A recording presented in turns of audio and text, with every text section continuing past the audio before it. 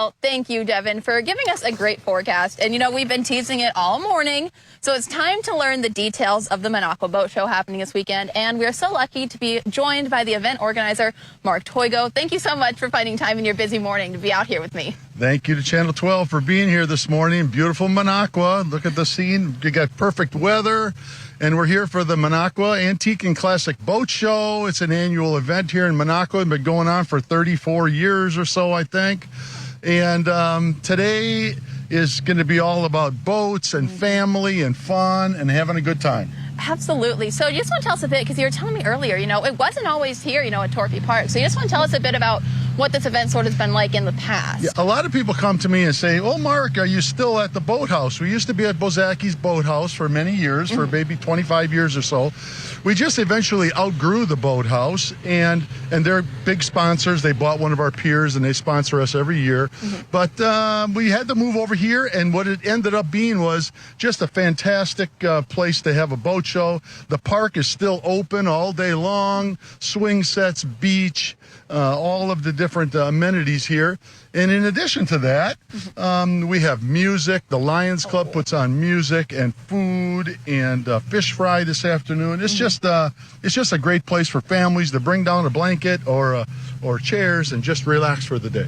Yep. You can't have an event in Wisconsin on a Friday without that fish fry. I'm pretty sure it's an unwritten law. And cheese curds. And cheese curds. And cheese curds. Well, cheese curds are an all-week kind of thing. So, you mentioned, buying the piers. And over here, if we could pan over, there are some, gorgeous-looking piers. So what exactly was the history of those? Well, what happened was we used to be at the boathouse, and we used to have their piers. But when we outgrew that and moved over here, we decided that we would... we got enough sponsors to put together about $70,000 worth, and we bought these piers, and then we donated them back to the city of Minocqua so that everyone can use them. They use them for this. We use them for the 4th of July, dragon boat races, beeforama. Those piers are full all the time. And it's just another thing to say, this isn't just about boats. This is about Minocqua and the vacation place. We even have a parade of boats tonight at the Minocqua Basswater Ski Show. And it's great fun. Everyone looks forward to it. That sounds like such a great time. So, it's antique, classic. What's the oldest boat that you can remember seeing here? Wow. Well, today we actually have a steam-powered boat coming. He called the other day and he said, "Well, I want to come. I just got to load some firewood into my boat." And he says, "The kids really like it when I toot the steam horn." And so, but we have all boats from all the 30s, the 40s, the 50s, the 60s. And now, I hate to say it, but an antique boat is even into the early 80s. But it's great fun. They're just beautiful. We have about half wooden boats and have all different kinds. Yes. Well, Mark, do you have any boats that people will be able to see today? I do have 2 boats. My wife would wish I didn't have 2. Hi, Lynn. But I have a 1955 Chris Craft that I'll pull up. I don't get a space at the dock because there's not enough. I just have to pull mine up. And then I have a 1957 Switzer Craft. And so these boats are labors of love. And really, the boat owners put so much time and effort into keeping them up. They're very valuable, most of them.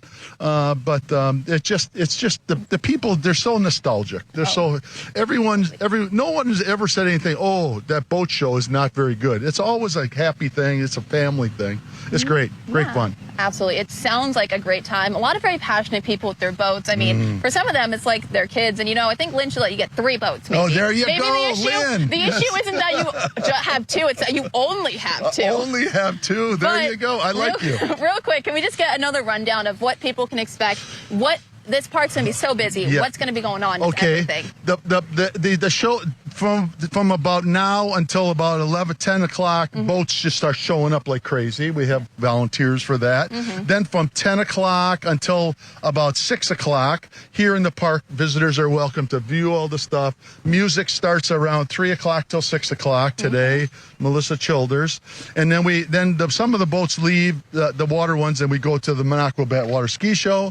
And then tomorrow from 10 until about 5:30, most of the boats are all here. It's going crazy. And then there's music from noon to about 7 at night.